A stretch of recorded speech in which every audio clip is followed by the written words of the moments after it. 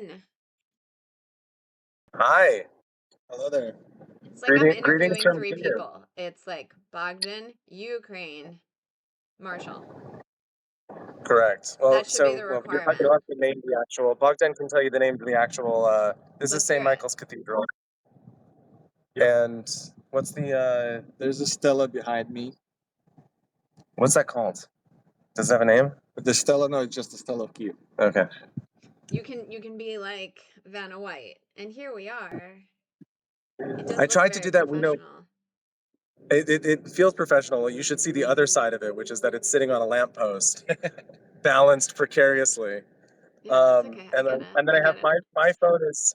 my phone is throwing its flashlight on us so you can see our faces. You guys, I mean, well, just for the record, I can sort of see half of each of your faces. So maybe Oh, when each of you chime in, Should we you get can in do a closer? little scooch in either direction. Okay. okay. We're seeing ourselves in like a full rectangle. It's okay. On air, it's the star Oh, of it's the show smaller. is Kyiv, which is Uh, why we're here. I'll Right there in the segue. middle. Hi, Hey, Bogdan, Marshall. We're so excited to have you on the Land of End, and most importantly, be some of the first people to congratulate you on your award. well, yeah. I mean, it's thank you very much. It's an honor. It's an honor to be nominated to begin with, and I don't want to jump the gun here because it's tomorrow the is ceremony is the tomorrow. ceremony. Yeah. And depending on the scheduling and everything that goes on, there's a million reasons it could not happen tomorrow. I totally get it. But we're hopeful. We're hopeful. If you need us to have another award ceremony, we can. Oh, of course, of course. We'll Well, we'll maybe we'll grant you this yellow and blue, very cool wax made ornament that is just sitting here, but it just feels by totally chance. appropriate. Definitely. It's the right colors. It's the right colors. My daughter made it. It's actually really beautiful. And now we're going to commit to getting this heart to you from one 10-year-old little girl in the States to a 10-year-old little girl there. We're actually going to make a whole Twitch moment out of it. Oh, perfect. Yeah, this wasn't the We idea, can make but that this is happen. now what's happening. So hi, congratulations on the award or the acknowledgement ceremony or not. Tell us about your desperate focus on the comings and goings in Ukraine. Marshall, maybe you could give us a little bit of a context about how your lens landed there after Bogdan tells us Yeah. about who he is and his beloved country. Right. Star of the show. All right, sure. So I'll scooch in a bit here. So my name is Bogdan. I'm local to Kyiv. I was born here. Half of my life I spent abroad in different countries, ranging from Bulgaria to South Africa, Johannesburg. But I came back to the country in 2019. I was working here for the corporate companies, Coke. But eventually, as the war started, everything changed.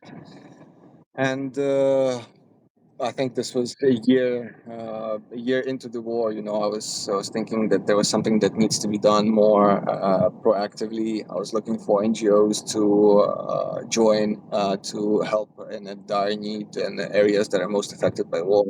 And I was lucky enough to stumble upon Ukraine Aid International, who were very interested to make me a part of their team. And now I'm working together with Marshall. We've achieved amazing things and looking forward to achieving even greater stuff here in Ukraine. So, Marshall, before I dive into how you became interested in this very specific conflict, one of the experiences that a little bit I can relate to is this moment of like picking your head up and looking around for other compatriots or other people who you think are doing things. And I remember right after the 2016 election thinking, oh gosh, I really got to spend a lot of time trying to figure out how to get white women to pay attention to their privilege and their political power and what they're going to do about it. And I was like, okay, so where's the listserv that I sign up for? And where's the book? And where are the organizations that I can donate money to or volunteer time? And there wasn't a lot of options. And what I've learned about Ukraine Aid is that it is one of the only organizations on the front lines in the country. So, Marshall, as an American, how did you end up there? And lucky for you that you and Bogdan found each other. Well, that is very lucky. Yes. How did I end up here? It's a good question.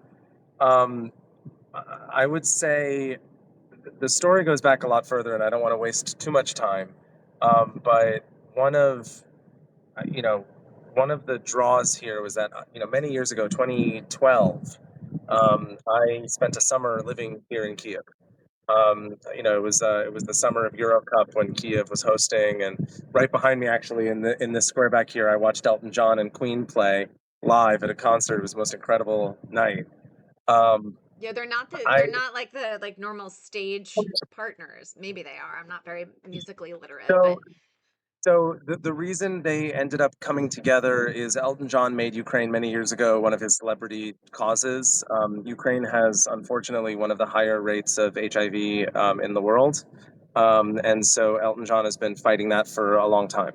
I think they're like 23rd or 24th most like prevalent or something like that. It's so that's been a celebrity cause of his for a number of years, and he enlisted Queen to draw a bigger crowd and did a great job, and it was yeah, it was an amazing performance. But I fell in love with Ukraine at that time, and as luck would have it, that same summer, at a different time in the summer, my brother was also doing some work in Ukraine for a different company, and we both kind of fell in love with it. And then when this war broke out, between both our mutual love of the country as well as a mutual feeling of the unique nature of this particular invasion at this particular time, being the first major invasion of a major power in Europe since World War II. Shattering of that fragile peace that's held for almost 80 years. An obvious, openly, at some point, openly declared war of extermination rather than a war of conquest, even. Um, and you see stories today of Ukrainians living in the occupied territories who are no longer allowed to speak Ukrainian, no longer allowed to read Ukrainian books, and no longer allowed to acknowledge that Ukraine is even a sovereign country.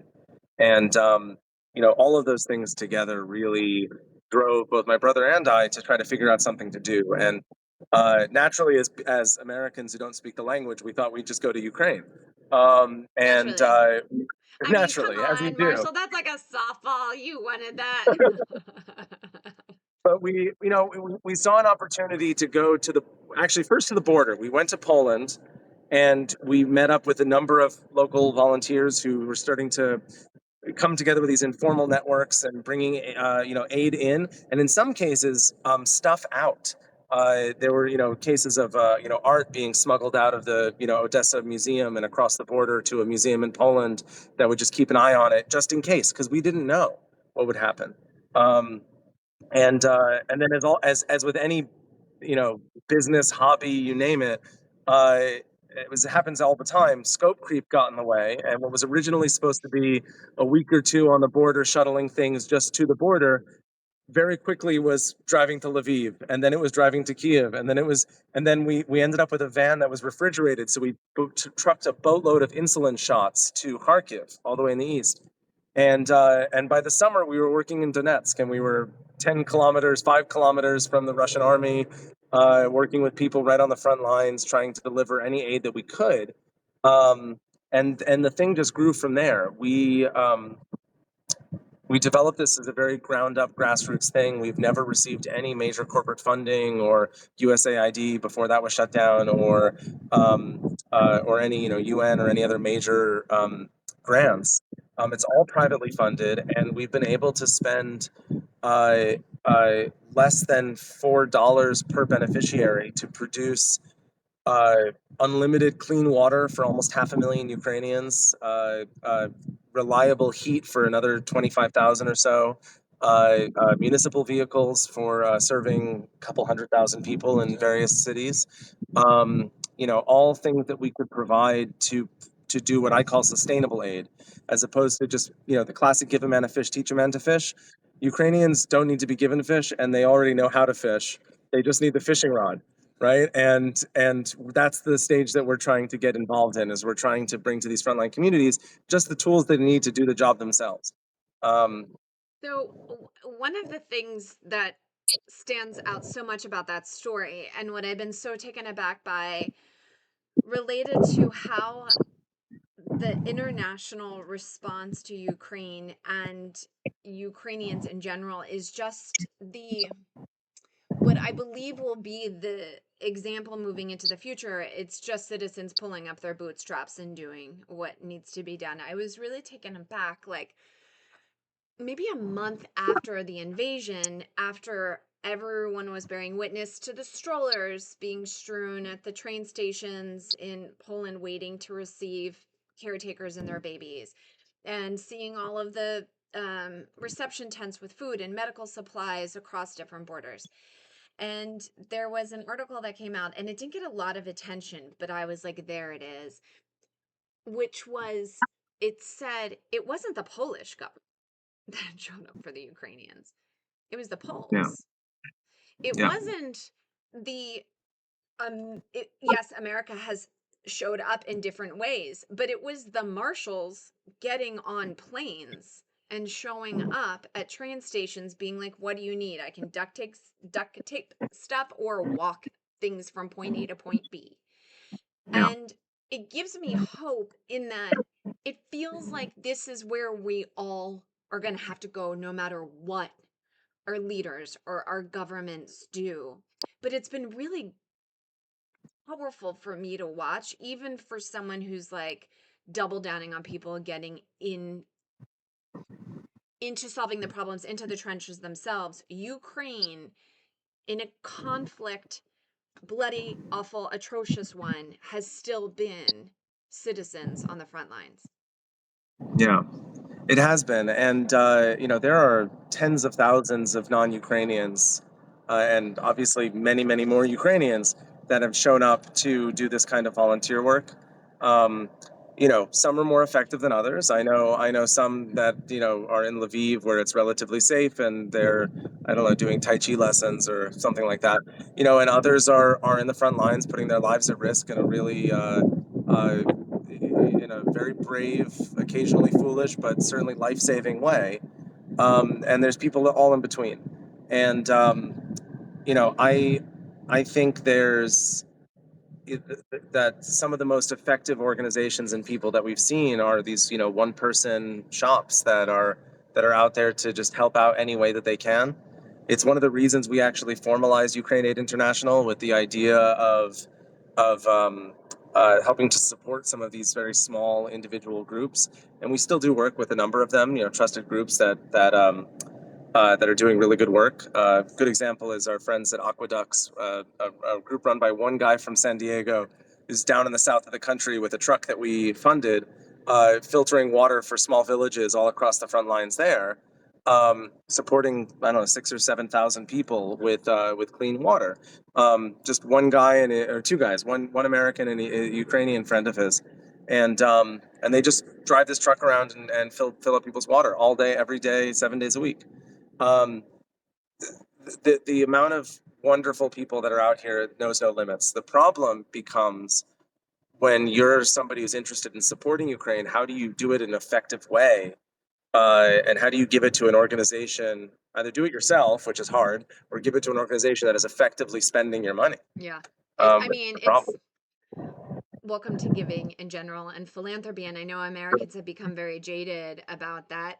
I think it really started like post Indonesian tsunami, post Haitian earthquake, post 9/11, where there was a lot of like text to give and a lot more social media and a lot of nonprofits, a lot of media outlets were showcasing nonprofits that were doing a lot of work beyond like the Red Cross, so to speak. And then it became, months later, there were these facade nonprofits that had popped up. Um, it's one reason why I'm so excited about the work that you're doing and the stories that I've heard from the trenches. But tell me a little bit more about like what it means for people who want to be deeply engaged but might be struggling to figure out how to do it. I would love to hear a little bit more about some of your partnership with the state of Connecticut. Well, we've been one of the things that we tried to set up from the early days of the war. I think it was in that first year that we set up our first sister city between Westport, Connecticut, and Liman in eastern Ukraine. Actually, there was a tripartite relationship between Westport, Liman, and a small town in Normandy called Marigny-le-Lauzon. That fancy word that you just used, tripartite? I think is that am I using that I right? have It's no been a long idea. I've time. never heard of it. I'm happy to Yeah, it's a three-way agreement. love I it. think. I think that's right. Tripartite. Uh, Let's do more of those. let's let's stick with it. Yeah. Yeah. So the third in this agreement, the sister city arrangement, is this town called Marigny-le-Lauzon. It's a town of a few thousand people in Normandy, and which I actually had the good fortune of visiting last year because a friend of ours got married like 20 minutes away from that town, so we went to go check it out. But the story of the sister city actually begins in Marigny in 1945, when after D-Day, which is tomorrow. um, After D-Day and the American troops started marching south through France, they worked their way through Normandy, and of course, a number of American troops crossed through Marigny-le-Lauzon. And a couple of them, two of them, Americans, were from Westport in Connecticut. And they came home and they mentioned this beautiful town they had been to that was so sadly destroyed, all these things. And there was one woman in Westport at the high school, a French teacher, who said, "Okay, I want to go see these people myself." And a couple years later, she finally made it out to Marigny-le-Lauzon. She met everybody, and she just fell in love with this town. And for 20 years, every year she would come back with gifts for the kids, candies and other things, with money to rebuild certain parts of the town, with all these different things. For 20 years she did this until the late 60s.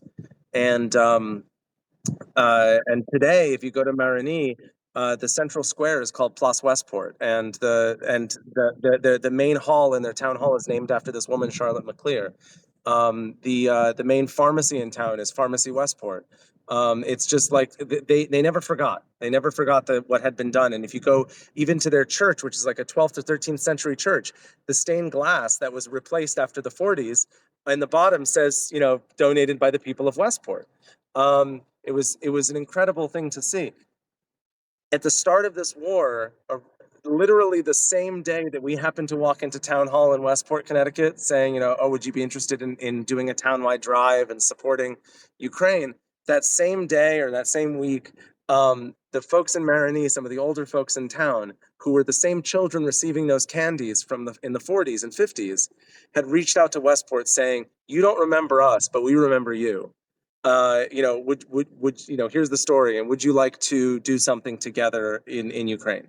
And that same day, we walked into town hall just by chance and said, "Oh, well, we're looking to do a townwide drive. Is this something you'd be interested in?" And this idea was born. So, forgive me for being a little long-winded, but No, I think since it's then, really important. I yeah, think it's since important then, because the work that Ukraine Aid International is doing and how Westport, Connecticut, or just the state now in general is showing up is another example of how citizens are usurping like the big international yeah, protocol foreign policy and just pulling up their bootstraps and doing something by completely. themselves. Can you tell us a little bit about the relationship between some of the law enforcement in Connecticut and in Ukraine? Yeah, of course, of course. So a number of the law enforcement agencies in Connecticut, but particularly Westport, again, has been very supportive of this. They've been able to donate, used equipment, things that are being up for being replaced, and we've shipped over, you know, stuff that you wouldn't, some stuff that's obvious, bulletproof vests and other things that are really useful defensive gear, and other things that you might not immediately think is so valuable, like really high quality long range radios, which are currently on the front lines being used to rescue civilians from the zero line. The stuff that these law enforcement agencies have been able to gather and be able to send across, nothing offensive. We don't do any offensive support. Ukraine Aid International, we're not allowed to in our charter. But all defensive stuff and all stuff for humanitarian rescue missions, they've been hugely supportive. As have people and organizations and municipalities in, what is it, 10 cities now across the US, mostly in Connecticut, but also California and Oregon, um, and hopefully a lot more soon. So, I think you're right. People have really stepped up in an amazing way on a private level and made a real impact. Bogdan, how does that make you feel as a Ukrainian? Because I Uh, also want to pivot that into a follow-up question of how do you think the rest of the world might feel about Ukraine? And we'll just call it the conflict right now, but not just right. how amazing your culture and food is. Thanks. Well, first of all, in terms of how do I feel about it, I feel incredibly inspired, and this type of work and these types of connections, this type of support from across the ocean, inspires and gives hope that we're not alone in this fight. That there are people who support us and willing to help one way or the other, and it makes you want to be part of this movement and part of this. Aid and support for your local citizens, for your local compatriots. In terms of how the world views Ukraine, there's a lot that can be discussed. It's not one sided.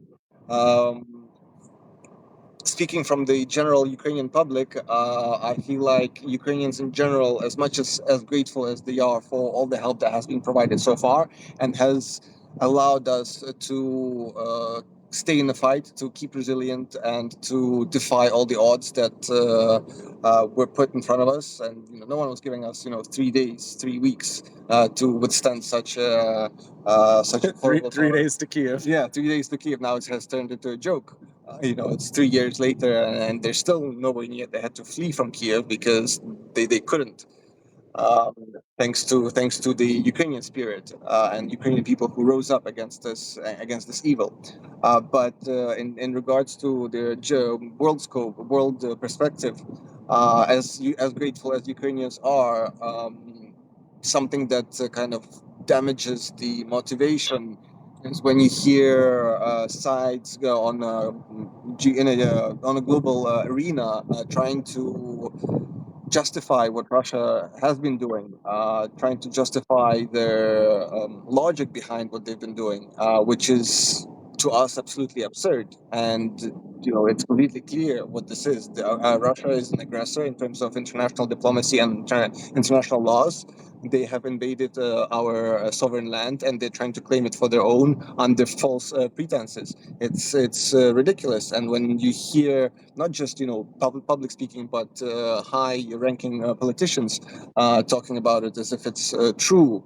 It makes your hair stand up because you can see clearly the parallels from almost 100 years ago, from Chamberlain, who traveled to meet with Hitler and tried to make a peace deal and appease him, and came back home with an agreement like a victor, but mere month later, Hitler invaded the rest of Europe and actually signed an agreement with the Soviet Union and partitioned Poland, and that's when truly World War II started. So that's something that we really want to avoid. But in order to avoid that, we need to be united as a global front, as Western democracies, in order to stand against this oppression, the atrocities that are being made and that are promised to for in case we fail here. Not in case. We're not bending here. No, of course not. Semicolon. But it's something that we still need to consider and take as a real possibility Yeah. in order to avoid. We Yeah. cannot close our eyes to it. Actually, I'm gonna stick with that for a minute because I remember days going into the invasion, there was so much chatter about whether or not Okay, Marshall, that was I really lost my scary. spotlight. I lost my spotlight. We're good. We're good. We're good. That was ninja skills right there. Dropped out of nowhere. Like you go on one of those water slides where the floors come out from and you just like fall. Okay, welcome back, Marshall. So I remember days before the formal invasion, there was a lot of friction of like, is this happening? Is it not happening? It could, it couldn't. And one thing that all of the world leaders that I've listened to or that I've spent time talking to on and off the record is that everybody agrees that nobody saw this coming. They didn't believe it could happen. And I think we still feel that way in in in in a way of thinking about what could still be to come. I think there's this desire amongst Westerners, specifically Americans, to be like, okay, you guys just fight amongst yourselves on those borders for a little bit and like keep the conflict over there and we'll like throw you last minute basketballs. Although I do want to pivot in here some of your thoughts about what it's been like under both Trump, or I should now under Trump now. Um, but I think like if there's any powerful message to take away from this is that this is all still very possible as much as we want to deny it. It's certainly an inconvenient truth. I don't know what to do with that truth. But to pretend like there still couldn't be more expansion, that Finland's not at risk, that some of the other countries are not at risk.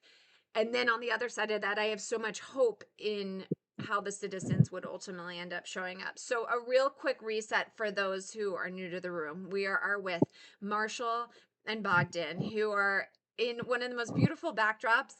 I have to tell you guys, there have been so many media outlets that have to stage that kind of backdrop with like actual fake content, like a step and repeat, or Jenna, they do. Jenna, I have to tell you a dirty little secret of most media in this city, because I've seen dozens and dozens of different media outlets from a dozen different countries do their like blurbs and talks. They almost all exclusively step 6 feet outside the hotel, aim the camera in whatever direction they can And see, it's film spectacular. their bit, and then go right back inside the hotel. Yeah, of course. There's not a lot of people finding this place. Even though you can find, yeah, they get the backdrop online, but they don't know where to come to it. Okay, so basically, this is our little secret. But we're here with Marshall and Bogdan, who are an American Ukrainian team who are delivering resources by way of money. Of course, the donation link is in chat. But one of the most important strategies that they've, I would say, inherited. I mean, we've all inherited because we're the human species, but from an infrastructure perspective, their relationship with the state of Connecticut, sister cities, sister states, the tripartite relationship that you had with what was the other, with Marigny is the town in right, Normandy. right, in Normandy. But tell us a little bit more about one, how closely you're watching American politics, and two, Bogdan, I'm curious to understand people's relationship with their stamina under Trump. Are they afraid? Does it feel like the same American BS? Do you want to go first? Yeah, All let me right. go ahead, take Marshall, this. I'm then going to ask you So, if you're embarrassed. No, it's fine. It's fine. so the first question: how closely we follow American politics? Quite closely, especially prior to the elections. And post as well, given the new result and new unpredictable behavior of the new president. We have to be very wary in terms of what he says and what is actually done, because US does have a massive effect on Ukraine's ability to fight. Uh, to start specifically in terms of the military, but besides that, also in terms of possibilities to support the civilians, humanitarian aid as well. There's a massive impact there. So, as an example, suspension of U.S. aid has created a massive impact on frontline communities, and something that we had to personally deal with.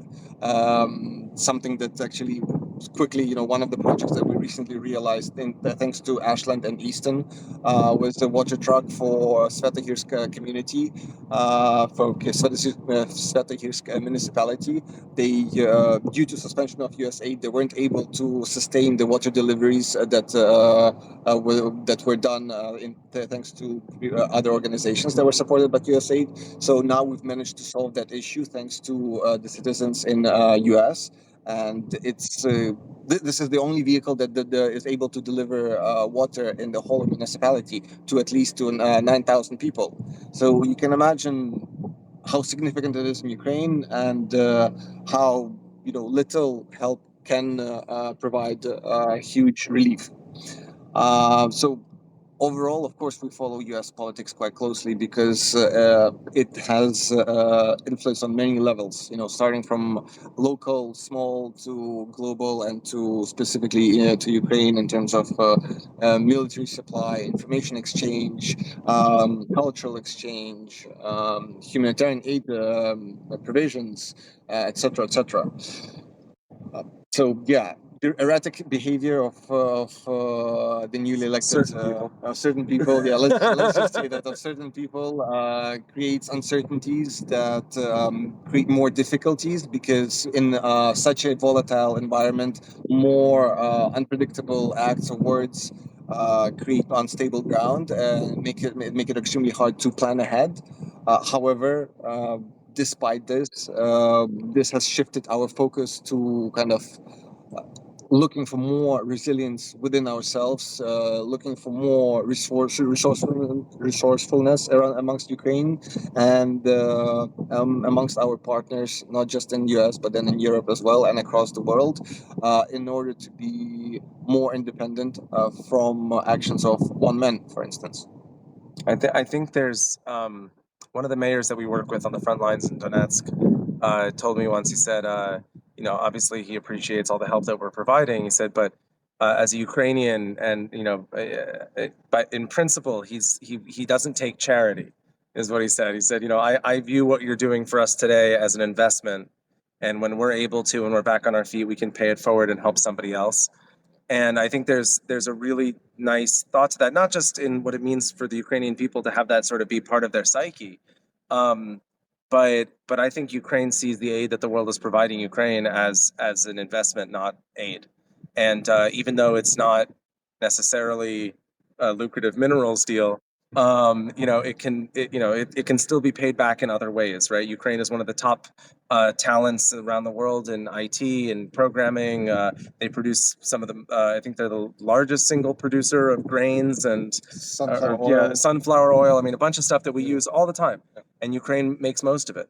Um, it's an incredible culture that is very self sufficient. But while U.S. aid is vital and important, um, make no mistake, if everything were cut off tomorrow, Ukraine wouldn't stop fighting, right? This thing wouldn't just end. It's not like it's supportive, it's tailwinds to Ukraine, but it is not keeping the vehicle alive. That the Ukrainians are doing that very much themselves. Yeah, going back So to the point about it's Ukrainians that are going to save Ukraine. It's the for Poles sure. that welcomed you. It's the Americans like Marshall and the other people in Connecticut who are like blowing wind in the sails that you're referencing. Marshall and Bogdan, can you tell me a little bit about how at Ukrainian Aid you're all deciding what needs to be invested in with your limited resources? Obviously, access to water and sanitation is like an obvious at the top of it. But it strikes me in doing so much research that we have the rest of our lives to help Ukraine heal and role model stability and international affairs and our entire dependency on each other. But how are you figuring out what to invest in, and what are some of the things that you're most concerned about? Specific projects or opportunities, we can call them.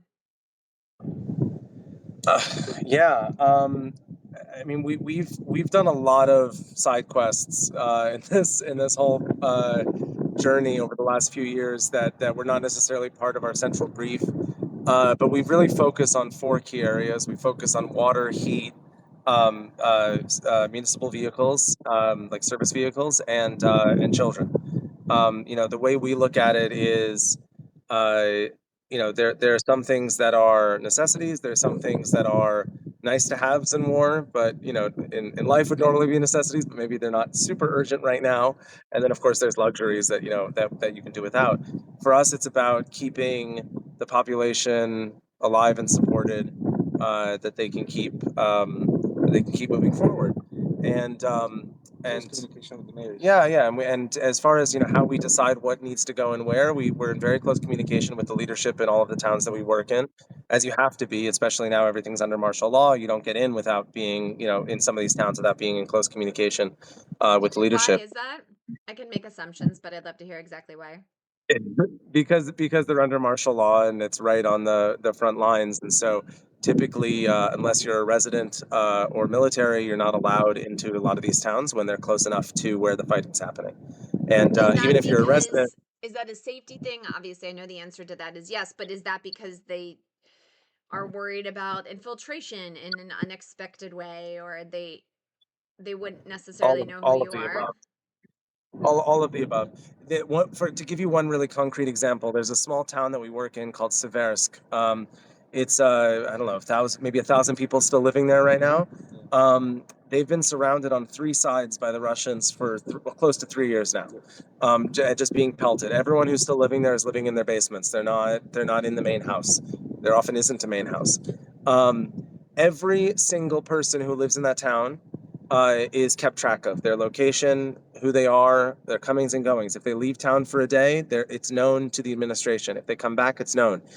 If somebody comes in, and this has happened, if somebody comes in, a volunteer, meaning well, they come in, they heard from a friend that somebody needs help, maybe an infirmed older person who needs to be transported somewhere, and they go and they rescue this person. Now, they think they've done a good deed, and in many ways they have. They've brought this person out to relative safety, gotten the treatment they need, brought them to family, whatever it is. The problem becomes when the administration finds out that there's somebody missing, they start a manhunt. Right. There's dozens of people now hunting through the woods, putting themselves at risk, looking for this missing person who may have been killed by a strike, may have wandered the wrong Been direction, may have abducted, died of right. natural causes, been abducted. There's a million different things that could happen. And they don't know. And then they find out, oh, they're just with their sister in Kramatorsk, an hour down the road. Right. Right.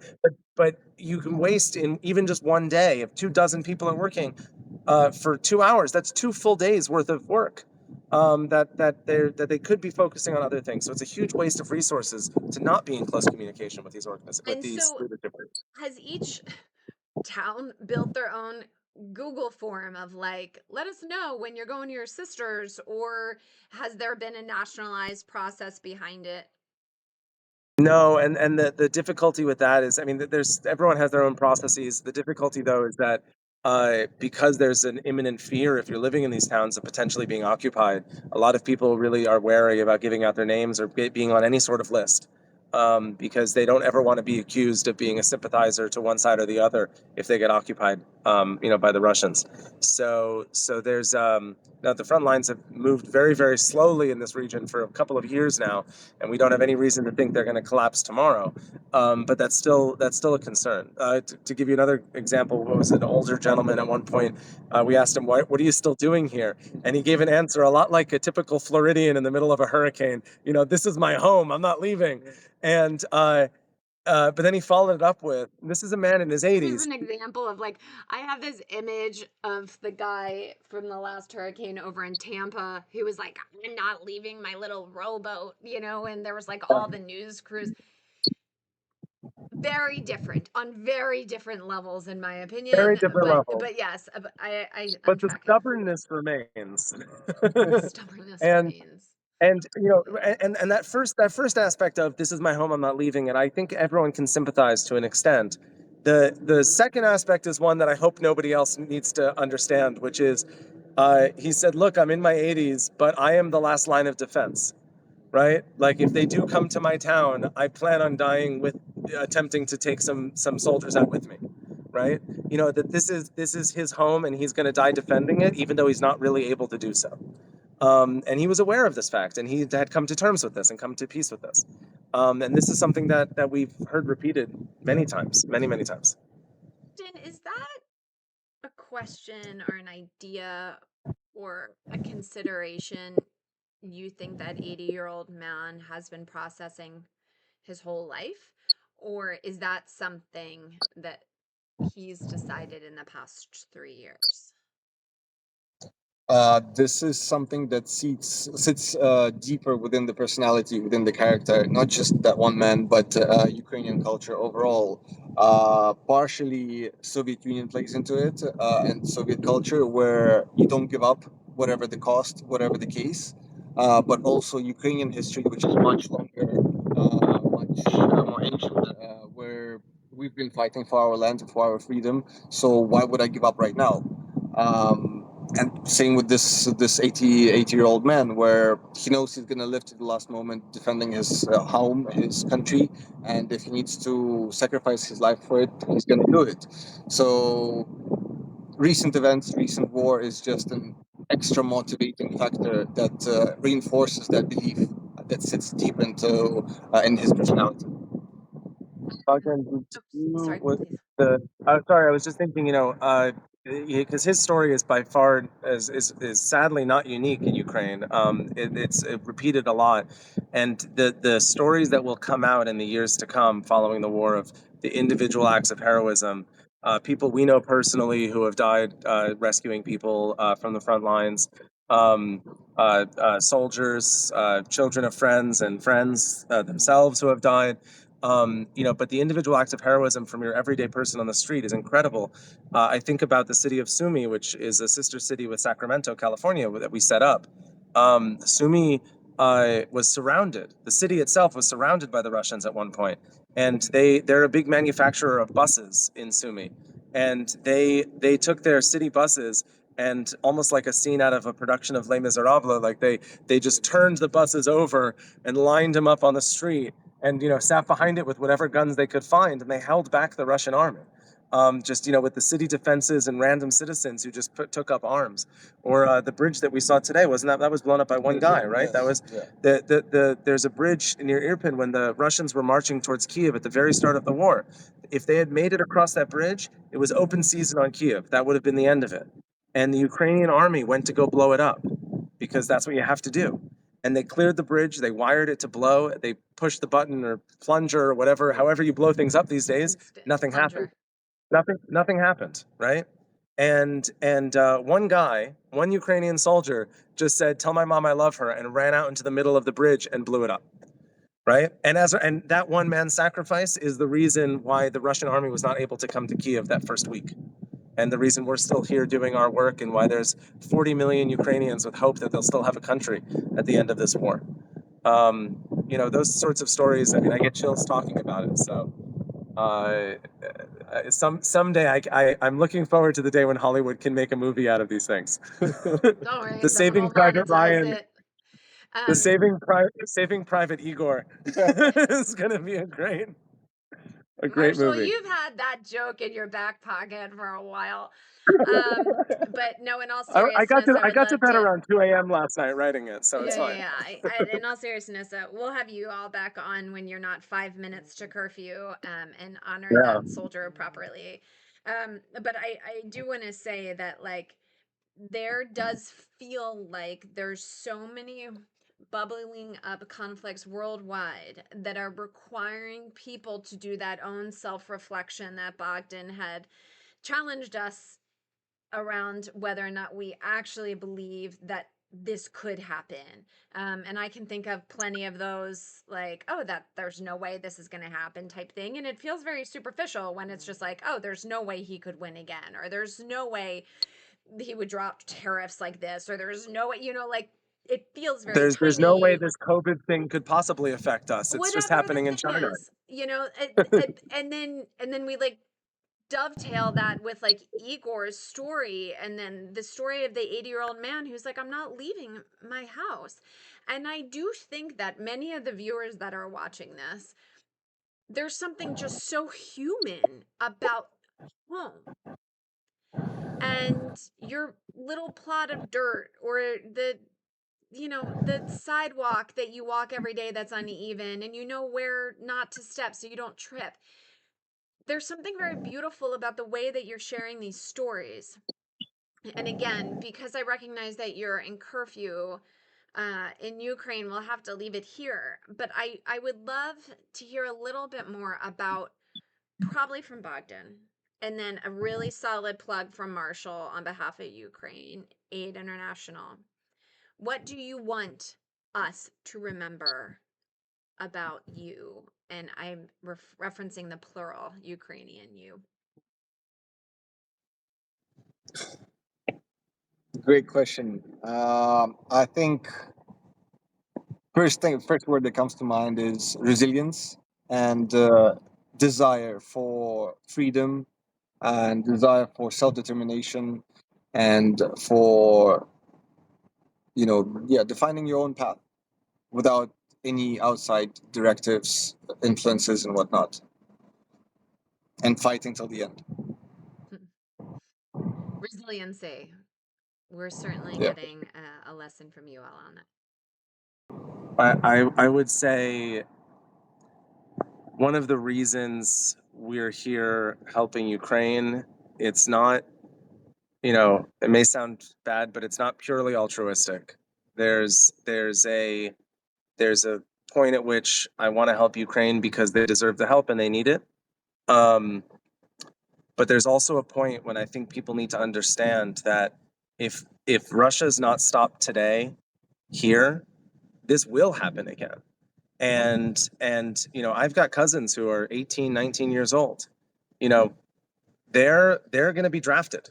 If this becomes a hot war, a true world I hesitate to say World War III, but I think we're already in World War III I to do an too. extent, and I it's and totally agree. and it's Don't dance just a around it. question. Yeah, it's just a question of Different whether borders, we different call it that in the trenches, history different books. weapons. Yes. But if we stop this today, this will just be the Russia-Ukraine war, and that'll be it. If we don't stop it today, this becomes Russia's Sudetenland and or Poland, and actually no, well, we can get to the historical analogies separately.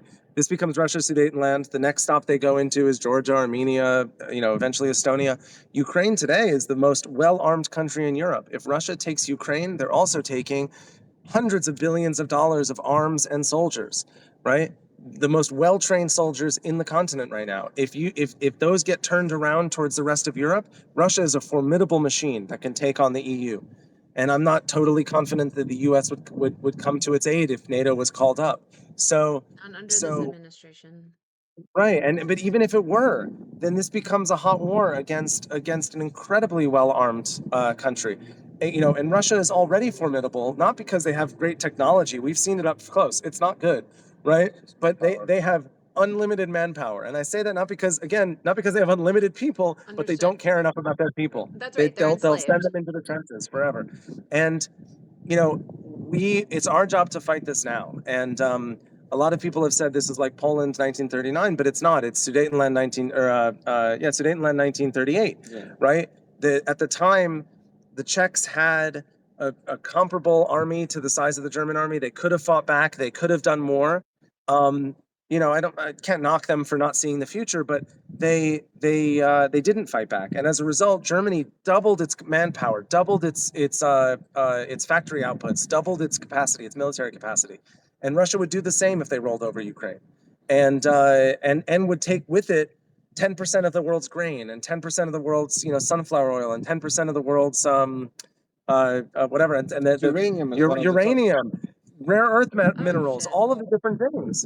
I mean, this is our fight. We need to be supporting Ukraine because they are protecting all of us in the West, every single one of us. And I yeah, that's it. I do think that's clear. Sorry, I'm really struggling with this terrible echo. You- I do. I think you'd be surprised. It's not as clear as you think. I've spoken to so many people who say it's not my problem, not my, it's frustrating. Yeah. It's been repeated a lot of times, but people still choose to kind of ignore it and feel like, well, yes and no, rather than definite yes. Wonder if that has anything to do with the denial, as Bogdan pointed out, that there's no way this it's no way it's really a gatekeeper to my kid being drafted. And my schools don't have enough printers, which is why what Ukraine Aid International is doing is so smart is because it's going right to the citizens, it's going right to the mayors, it's going right to the law enforcement offices looking for unused bulletproof vests.